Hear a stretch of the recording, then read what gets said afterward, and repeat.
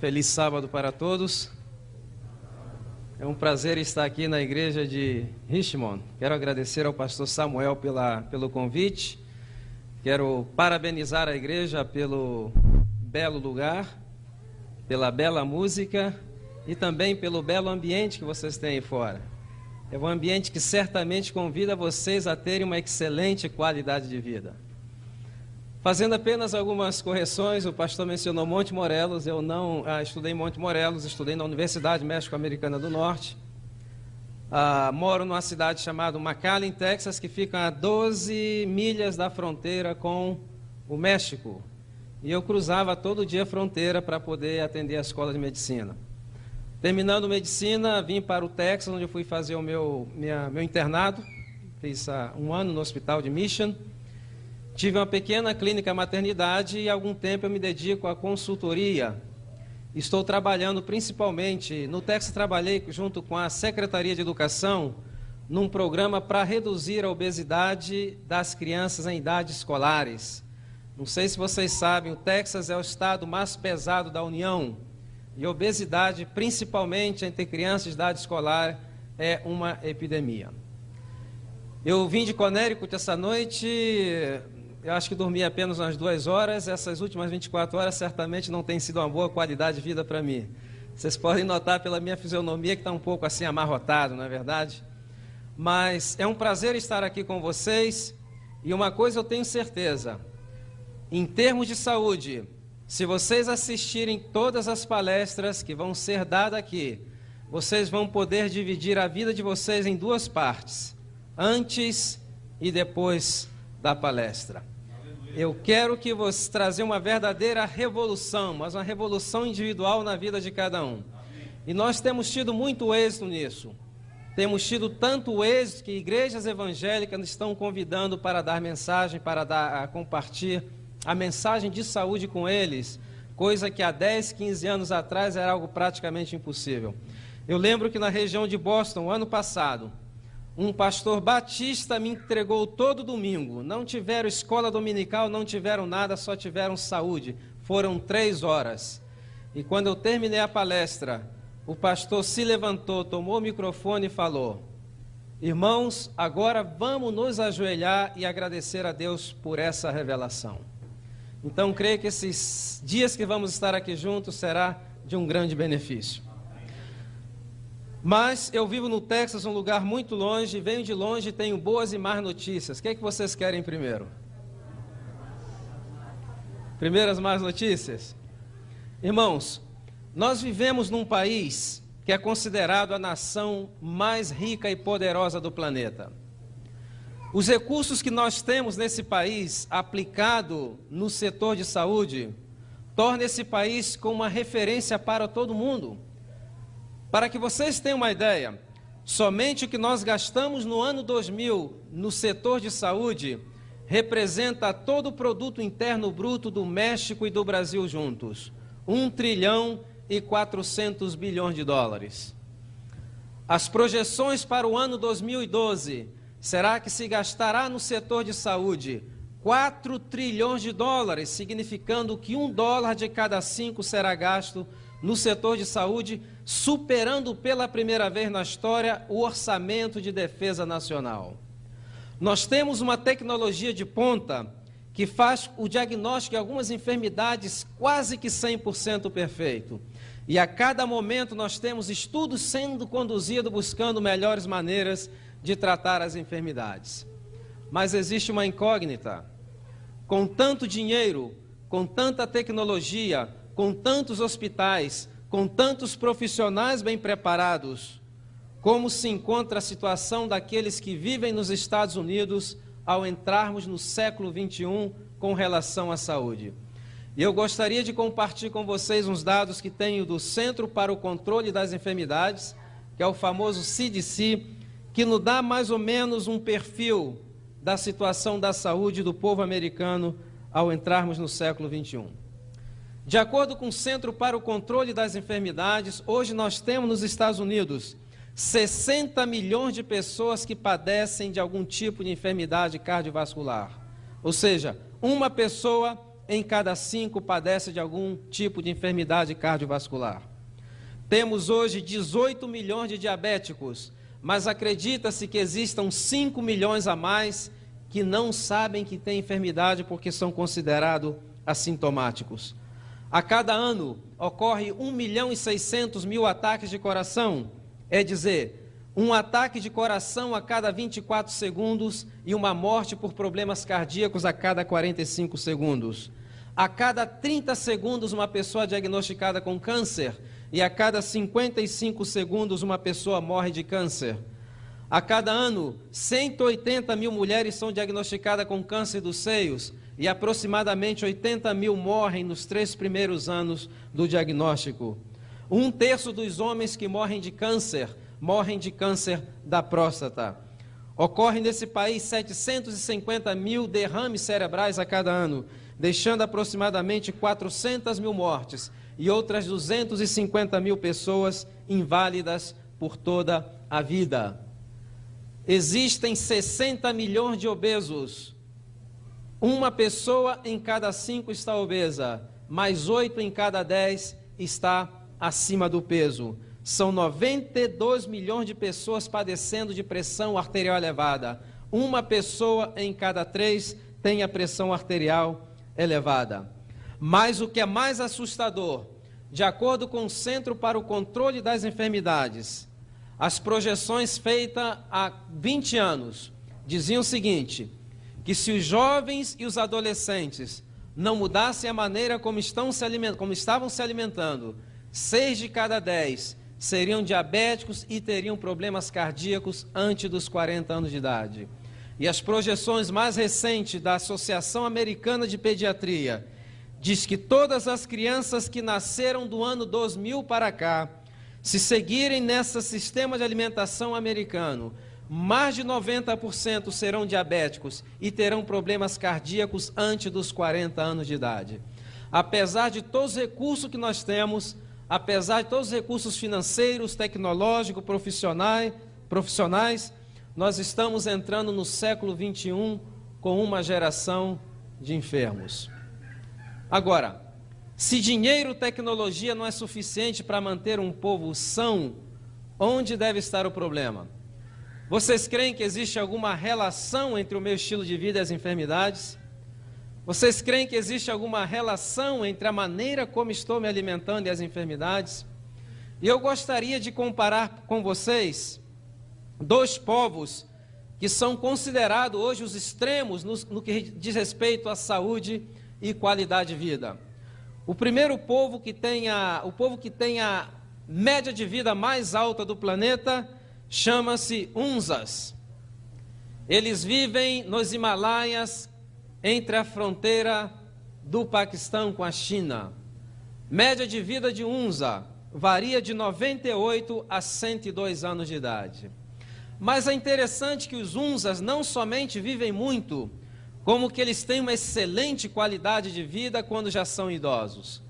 Se vocês tiverem o privilégio de visitar a Vila dos Hunzas, vocês vão ficar espantados de verem centenários ainda estão cuidando da sua terra, ainda estão cortando sua lenha e ainda estão montando seus cavalos. Parece o céu, não é verdade? Mas não é. Agora, a que se deve a longevidade dos Hunzas? Os Hunzas se alimentam basicamente de frutas, cereais, nozes, legumes. O único produto de origem animal que os Hunzas utilizam é o iogurte. Carne comem apenas 4 vezes ao ano, quando oferecem sacrifício nas suas festas religiosas e têm que comer a carne daqueles animais. Alguns investigadores da Califórnia visitaram a Vila dos Hunzas e encontraram algumas coisas que nos assombram e também nos assustam. Por exemplo, não encontraram uma pessoa naquela vila que tenha problema nos olhos. 90 anos, visão 20/20. Não encontraram nenhuma pessoa que padeça de úlcera ou problemas gástricos. Tumores são enfermidades inexistentes. Pressão arterial e outras enfermidades cardiovasculares são inexistentes. certamente não seria um bom lugar para se colocar uma farmácia, não é verdade? Agora, fazendo-se autópsias em pessoas com mais de 90 anos, sabe o que eles descobriram? Que as artérias desses nonagenários estão em melhores condições que as artérias dos nossos adolescentes aqui no Ocidente.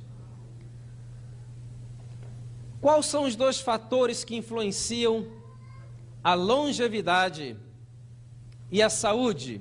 E aqui nós vamos ver dois fatores, o fator ambiental e o fator nutricional. Agora vamos ver o povo que tem a menor média de vida do planeta. Vou convidar a vocês que façamos uma viagem até o Polo Norte. Aí vamos encontrar um grupo chamado o quê? Esquimós. Quanto vocês acham que é a média de vida de um esquimó? Quanto? Aqui tem 40, quem dá menos? 29 anos. Agora, por que vivem tão pouco um esquimó? Aqui nós vemos dois fatores. Fator o quê? Ambiental, que leva a um desbalance no fator o quê? Nutricional. Eles vivem numa região inóspita, aí não se pode plantar nada. A dieta dos esquimós, basicamente, o que consiste de quê? Alguns animais nem poderíamos chamar de peixe, na realidade são mamíferos aquáticos. São animais que têm o quê? Uma grande quantidade de gordura na sua carne. Agora é interessante que os esquimós, quando são adolescentes, parecem ter uma energia tremenda. Mas quando chegam aos 24, 25 anos de idade, começam a apresentar sinais de velhice precoce. E por que parecem ter tanta energia? Porque um dos efeitos do excesso de produtos animais, principalmente de gordura no nosso organismo, é que é o quê? É um estimulante do sistema nervoso central. Agora, dois fatores. Nós vemos que o fator nutricional e o fator ambiental reduziu a média de vida de um povo, a diferença de aproximadamente quase que um terço, ou um pouco mais de um terço. Se nós quisermos buscar mais informações a respeito da relação entre longevidade e dieta alimentar, nós temos que voltar aonde? Voltar no Éden. E temos que buscar aonde? Na Bíblia. A Bíblia traz informações importantíssimas, não vamos ter tempo de decorrer em todos os textos, gostaria apenas de ler os principais. No que diz respeito à relação entre a longevidade e a nossa saúde. Aliás, eu sempre digo que a Bíblia é um manual, é o nosso manual. Agora, manual é um problema de cultura. Por exemplo, o japonês, ele antes de comprar um aparelho eletrônico, sabe o que ele faz? Ele pede para ler o manual. O americano, ele compra o aparelho para ler o manual. E nós brasileiros queimamos o aparelho, depois vamos buscar onde é que deixamos o manual. Não vamos fazer com o nosso corpo o que às vezes fazemos com os nossos aparelhos eletrônicos. Mas se nós vermos logo no primeiro capítulo da Bíblia, no livro de Gênesis, o Espírito de Profecia menciona que Deus criou o homem perfeito. Perfeito foi criado nossos primeiros pais. Qual era a altura de Adão? 4 metros de altura. Uma pessoa com 4 metros de altura deveria pesar aproximadamente quanto? Quantos vocês acham que pesava Adão? Quanto? Tenho 400 aqui, quem dá mais? Pounds? Quem dá mais? Olha que engana. Porque quando a pessoa está crescendo, o seu crescimento é aritmético, mas no seu peso não segue a progressão aritmética. O Centro para o Estudo do Criacionismo lançaram no computador e chegaram com a assombrosa quantia de 1 tonelada. Estamos falando de um gigante de 4 metros de altura, pesando aproximadamente 1 tonelada. 12 pés ou aproximadamente 2.000 libras. E quando eu imagino o tamanho de Adão e que olho no espelho, que eu realmente sinto como o pecado nos tem aplastado, não é verdade? Agora, para alimentar esse gigante, qual foi a dieta que Deus deu para nossos primeiros pais? Vamos abrir a Bíblia no livro de Gênesis, no capítulo 1. Vamos ler o versículo 29. Aí está a dieta original que Deus deixou para nós. E diz o texto: e disse Deus: eis que vos tenho dado todas as plantas em que dá semente sobre toda a terra, vos será por alimento, e todas as árvores em que há fruto e que dá semente, também serão por alimento. O que está faltando nessa dieta? O que está faltando aí? Não está faltando absolutamente nada. Essa dieta tinha todos os nutrientes para alimentar aquele gigante de 4 metros e 1 tonelada. E certamente tem também todos os nutrientes para alimentarmos a nós com uma estatura muito menor. E aos animais? O que foi dado aos animais? Deus deixou uma dieta especial para os animais? Vamos ler o versículo 30. Aí está.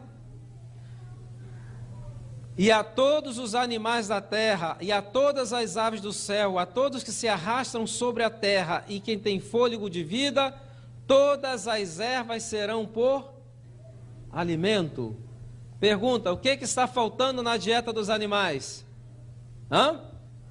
Não está faltando absolutamente nada. Dentro daquele contexto de um mundo sem pecado, esses alimentos seriam suficientes para manter os animais em boa saúde. Agora, o que nós vemos aqui? Quando nós vemos pela televisão, por exemplo, um leão destroçando uma corça, o que nós estamos vendo o que é? É consequência do pecado. No plano original de Deus, logo no primeiro capítulo, ele deixa muito bem claro que nunca foi o seu plano que um ser vivo servisse de quê? De alimento para outro ser vivo. Já no princípio, até os animais deveriam ser o quê? Vegetarianos. E eu gosto de dar ênfase nessa parte, porque tem pessoas que dizem: não, é porque os carnívoros têm intestino assim, que tem o dente assado. Não, aqui está bem estabelecido que já no princípio, nenhum ser vivo deveria utilizar outro ser vivo, flesh, como alimento. Agora, vivemos num mundo de pecado, mas o profeta Isaías, quando ele tem a visão da nova terra, uma das coisas que ele diz na sua visão, ele diz o seguinte: que na nova terra, o leão comerá o quê? Palha com quem? Com um boi. O que que o profeta está vendo? Que na nova terra todas as coisas serão restauradas de acordo com o plano original de Deus. Agora, quando o homem pecou, primeira providência que Deus tomou, vocês sabem qual foi? Mudou a dieta. Foi a primeira providência. Além desses alimentos que nós vemos aqui mencionados em Gênesis capítulo 1, versículo 29, nossos primeiros pais tinham acesso a um outro alimento. Que alimento era esse? Era o fruto da árvore da vida. Quando o homem pecou, qual foi a primeira providência que Deus tomou? Cortou o acesso do homem à árvore, ao fruto da árvore da vida, para que ele não continuasse comendo e se tornasse um pecador eterno. Mas quando Deus cortou o acesso ao fruto da árvore da vida, ele acrescentou outro alimento na sua dieta. Vamos ver aí o que foi acrescentado em Gênesis no capítulo 3, versículo 17 e 18. Aqui está falando das consequências do pecado. E diz o seguinte: e ao homem declarou: visto que você deu ouvidos à voz da sua mulher e comeu do fruto da árvore que ordenei, dizendo: não comesse dela, maldita é a terra por sua causa. Em dor e sofrimento trabalharás dela todos os dias da sua vida, ela lhe dará espinhos e ervas daninhas, e assim como os animais comerás as ervas do campo. Pergunta: por que Deus permitiu ao homem comer a erva do campo somente depois do pecado e não antes do pecado? Ajudar na digestão. Hã? Exatamente. Deus é misericordioso. Ele já sabia que o ser humano, ao transgredir as leis de saúde, ia começar a conhecer alguma coisa chamada enfermidades. E Deus sabia que nas ervas do campo haveriam propriedades para amenizar o seu sofrimento. Hoje os grandes laboratórios sabem disso. Mais de 70% dos fármacos, da onde vem? Das ervas do campo. A única diferença é que não se pode pegar uma fórmula da natureza e ter o direito de comercializar. Eles têm que fazer algumas modificações, e são essas modificações que trazem os famosos efeitos colaterais. Então aqui nós já vemos a misericórdia de Deus. E se nós decorrermos aqui pelo livro de Gênesis, vamos encontrar algumas coisas interessantes. Por exemplo, nos primeiros capítulos de Gênesis, nós não encontramos nenhum óbito que diga que alguém morreu porque estava doente. O que diz os óbitos dos primeiros capítulos de Gênesis? E morreu fulano com 600 anos, seus olhos nunca se escureceram, cheio de vigor, e o quê? E farto em anos.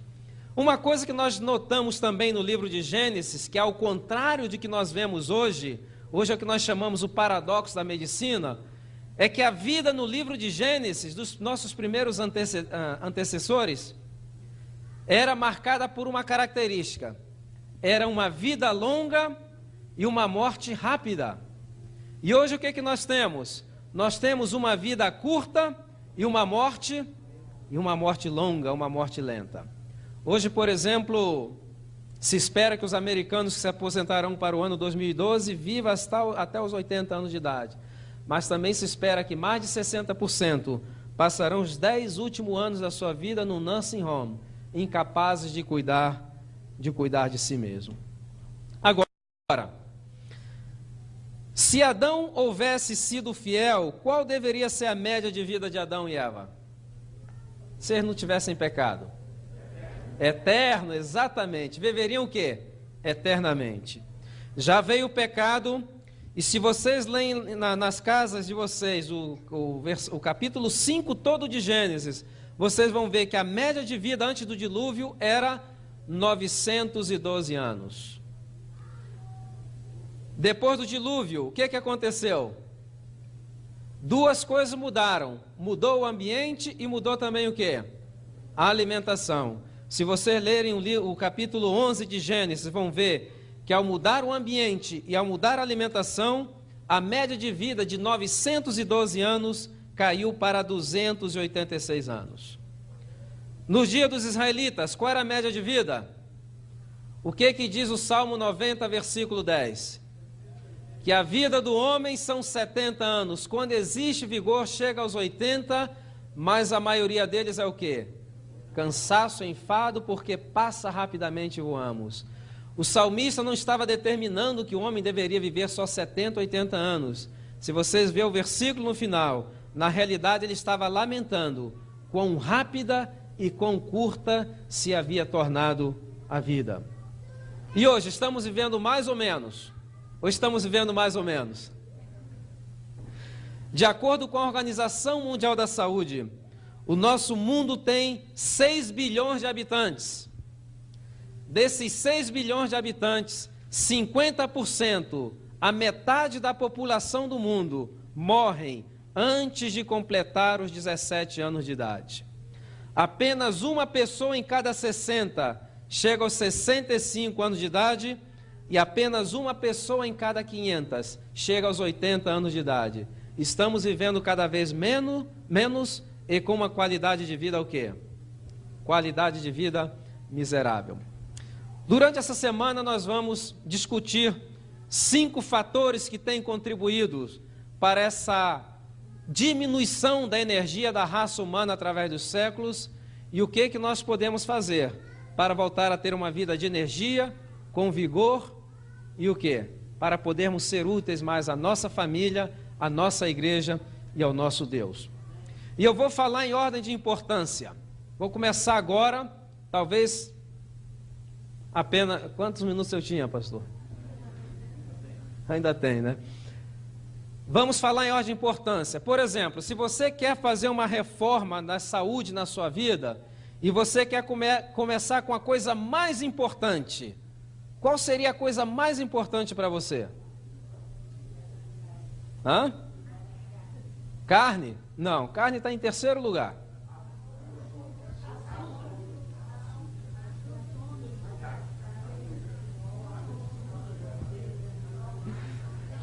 Coisa mais importante que nós deveríamos fazer e que vocês devem fazer seria, isso é urgente, isso é para ontem, reduzir a quantidade de alimento que se está ingerindo.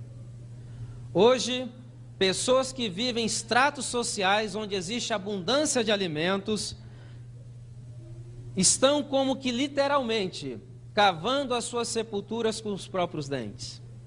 Em 1996, os cientistas que estudam o processo do envelhecimento publicaram um artigo no Time Magazine intitulado Forever Young, Jovens para Sempre. Depois de 30 anos investigando, pesquisando a nível molecular o processo do envelhecimento, eles fazem algumas declarações que nos assombram. E algumas dessas declarações em perfeita harmonia com o Espírito de Profecia. Diz eles o seguinte, que o mundo hoje está dividido em dois grupos. Existe um grupo que está morrendo porque não tem acesso ao alimento. E existe outro que está literalmente cavando a sua sepultura com seus próprios dentes. E eles mostram e provam a nível molecular por que o comer em excesso envelhece a pessoa precocemente e encurta a vida. Eles explicam isso de uma maneira bem clássica. E eu vou tentar fazer uma ilustração. O Espírito de Profecia diz que comer em excesso cansa mais do que trabalhar em excesso. Conselho sobre o regime alimentar. Já repararam que nunca se comeu tanto e nunca se viu tantas pessoas tão cansadas? Por quê? Porque quando comemos em excesso, todo o nosso processo digestivo controlado pelo cérebro começa a drenar do nosso corpo aquilo que é conhecido como energia vital. E hoje, as pessoas comem mais do que devem, e dizem os cientistas, os gerontólogos, se nós reduzirmos em 30% a ingestão de calorias vazias, nós poderíamos aumentar em 40% a nossa expectativa de vida. E eles vão mais longe, diz que não somente poderíamos viver muito mais, mas poderíamos viver com uma excelente qualidade de vida. Vamos supor que vivamos 70 anos. Cortamos em 30% as calorias vazias. À tarde eu vou mencionar quais são as calorias vazias. Quanto poderemos viver? 4 vezes 7, 28, mais 70, 98 anos de idade. Mais ou menos com a média de vida dos unzas. Agora, por que envelhece? Vamos supor que você tenha o seu de jejum às 8 horas da manhã. Esse alimento, ele chega ao estômago e aí ele tem que permanecer quanto tempo? Mais ou menos 2 horas, porque é o estômago que se faz a digestão das proteínas. Só que entre o estômago e o duodeno existe uma válvula, um esfíncter conhecido como piloro. E hoje tem uma bactéria aí provocando um verdadeiro disarray nesse esfíncter. E por que ele fica fechado durante a digestão das proteínas? Porque o estômago produz o quê? Ácido. E é um ácido tão forte, se você colocar o dedo, ele queima. E como é que ele não queima? Por que ele não queima o próprio estômago? Porque o estômago conta de uma mucosa com uma geleia que não permite que esse ácido digira o tecido do próprio estômago. Quando uma pessoa tem um problema de gastrite, que aquela mucosa começa a se desfazer, o que acontece? O suco gástrico, o ácido clorídrico começa a digerir o quê? O próprio tecido do estômago, é um processo de autodigestão. O duodeno não tem essa proteção, então o esfíncter tem que estar fechado, porque se passa ácido clorídrico para o duodeno, o que vai acontecer? Úlcera gastroduodenal. Então, 2 horas, você comeu às 8 da manhã.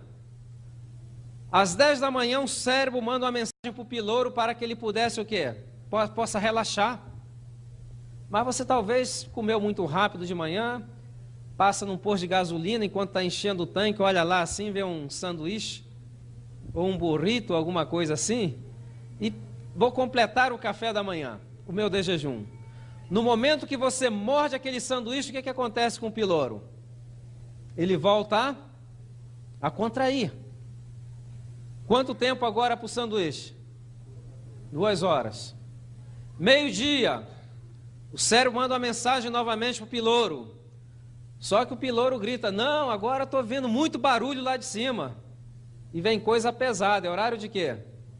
Horário do almoço. Quanto tempo do almoço agora no estômago? Hã? E eu pergunto, onde é que está o seu de jejum? Hã? Estômago. E o que aconteceu com ele? Fermentou. Produziu o quê? Álcool. Esse alimento já não é mais o quê? Um alimento é o quê? Um veneno. E quando ele seguir o seu trajeto, ele vai provocar o quê? Gases, dores de cabeça, distensão abdominal, colites, gastrites, diverticulites, todas as ites da gastroenterologia, na realidade, a maneira como nós não estamos sabendo cuidar do nosso organismo.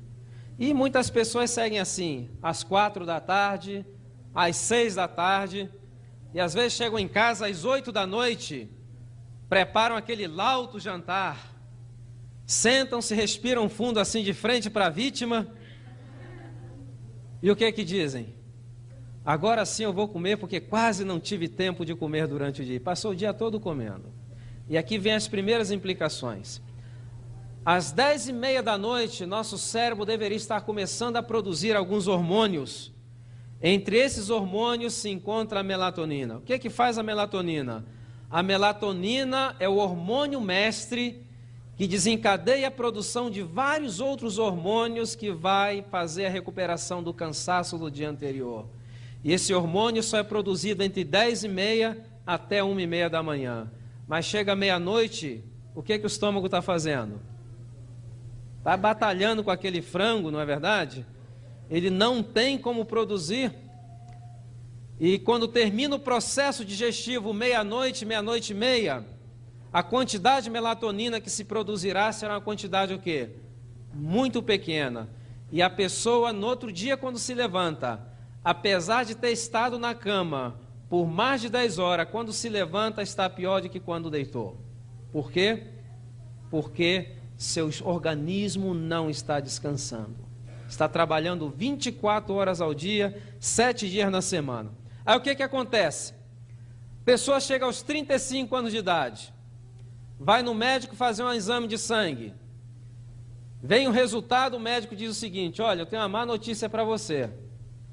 O seu pâncreas só está trabalhando part-time. O que quer dizer isso? Você agora tem diabetes mellitus tipo 2. O pâncreas ainda produz alguma insulina, mas não suficiente para atender as demandas do seu organismo. Você agora precisa de quê? De algum hipoglicemiante oral. Mas a pessoa muda o estilo de vida? O que mudou no estilo de vida dela agora? Somente acrescentou um comprimido. Passam mais de 10 anos. E a pessoa volta no médico, o médico diz, eu tenho uma outra má notícia, seu pâncreas já se aposentou. O que quer dizer? Você agora tem diabetes mellitus tipo 1. Seu pâncreas já não produz nenhuma insulina, você agora depende de quê? De insulina injetável. Por que eu estou mencionando 35 a 45 anos? Não é por acaso. É que hoje, mais de 82% dos novos casos de diabetes estão pegando pessoas entre as idades de 35 a 45 anos. Estão pegando pessoas em idades cada vez mais o quê? Cada vez mais jovens. Então, se nós queremos começar uma reforma na nossa saúde, primeira coisa que deveríamos fazer o que é? Reduzir a quantidade de alimentos, principalmente o quê? Das calorias vazias. O Espírito Profecia menciona que pouquíssimas são as pessoas que necessitam de uma terceira refeição. Terceira entre 3 representa quantos por cento mais ou menos? 30%. Então, há mais de 130 anos atrás, sem os conhecimentos que nós temos hoje, Deus já revelou à igreja, através da sua profeta, que reduzir a ingestão de calorias vazias é o primeiro passo para recuperar a saúde. Que intervalo eu deveria dar entre os alimentos? Quantas horas? Meia hora? Pelo menos 5 horas.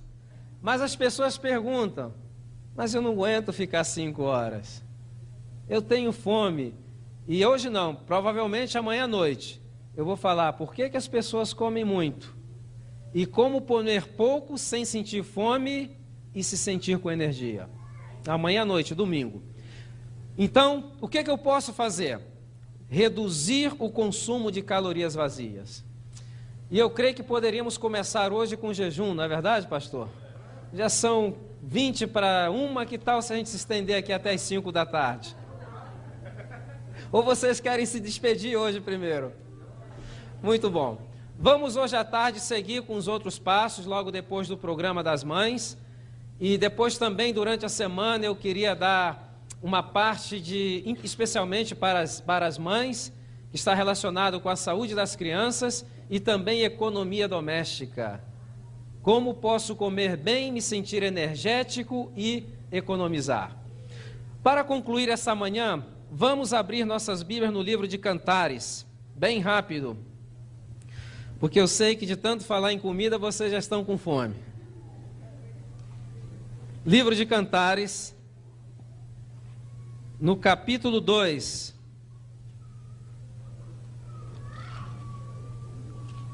Capítulo 2, vamos ler o versículo 15.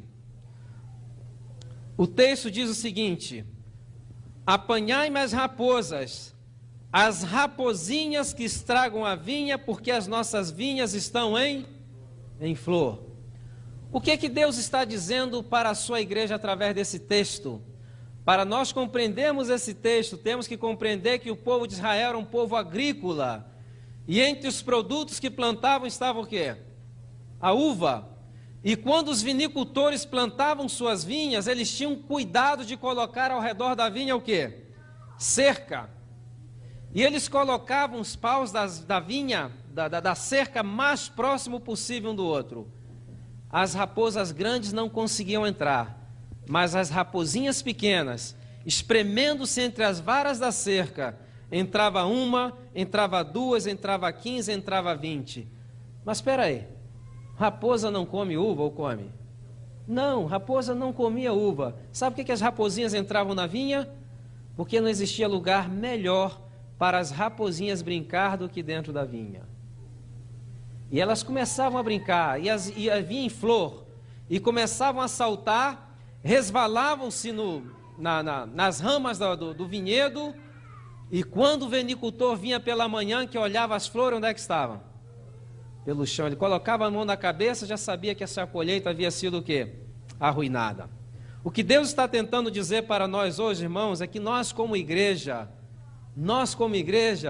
já sabemos lidar com as raposas grandes, mas nós perdemos a habilidade de lidar com as raposas pequenas, e são as raposinhas que estão estragando a vinha da saúde dos nossos filhos, da nossa família e da nossa igreja. Eu vou citar 2 exemplos. Primeiro, se uma pessoa nos oferece café, o que nós dizemos? Eu não tomo, supostamente deveríamos dizer, né? Não dizer obrigado. O que eu deveria dizer? Olha, eu não tomo café porque a cafeína, ela é um estimulante do sistema nervoso central, ela aumenta a frequência cardíaca, ela irrita a mucosa do estômago e do intestino. Os estudos mais recentes indicam a relação entre consumo de cafeína e câncer de pâncreas. Só que depois de nós darmos um estudo bíblico, nós comemoramos com uma Coca-Cola desse tamanho, que tem muito mais cafeína que o café. Só que o café é uma raposa o quê? Grande. E a Coca-Cola o que é? Uma raposinha. Nós já sabemos lidar com as raposas grandes, mas perdemos a habilidade de lidar com as raposinhas, e são as raposinhas que estão tirando a nossa saúde, a nossa energia. Se nos oferece cigarro, o que é que nós falamos? Puxa, você quer receber um curso como deixar de fumar em 5 dias, em 30 minutos? Ofereça um cigarro a um adventista, não é verdade? Ele vai falar dos perigos do cigarro para os pulmões, para a boca, para os rins, para o estômago. Só que quando chega agora o verão, todo mundo gosta de ir para o fundo assim do quintal preparar aquele churrascozinho, não é verdade? Só que aquele churrasco de carne gorda, quando a temperatura aquece, ela cai e entra em contato com a brasa. Quando ela cai, ela faz até um ruído característico. Como é que é esse ruído? O couro aqui do churrasquinho está bem afinado. O que acontece com esse ruído? Esse ruído é que a gordura se desfez em vários subprodutos. Entre esses produtos está o benzopireno. 1 libra de carne gorda pode produzir o equivalente a 5 miligramas de benzopireno, a mesma quantidade de benzopirenos produzido por 300 cigarros. A única diferença é que não desenvolvemos câncer dos pulmões, mas aumentamos o nosso risco de desenvolver câncer do intestino. Mas o cigarro é uma raposa o quê? Grande. E o churrasquinho é o quê? Uma raposinha. E o que a Bíblia está dizendo para nós essa manhã? Caçai as raposinhas, porque elas estão o quê? Destruindo a nossa vinha. Está destruindo a vinha dos nossos filhos, da nossa família e da nossa igreja. Irmãos, hoje vamos oficialmente abrir a temporada de caça às raposinhas, para que nós possamos realmente viver a vida de uma maneira saudável, para que Deus possa cumprir na nossa vida tudo que Ele pretende, e possamos realmente ser um exemplo para o mundo. Lembrem-se das promessas da Bíblia, que se nós obedecermos os mandamentos de Deus e os seus preceitos, os outros povos olharão para nós e que dirão: veja que povo belo e formoso, nenhuma enfermidade chega à sua casa, e o Senhor certamente está com eles.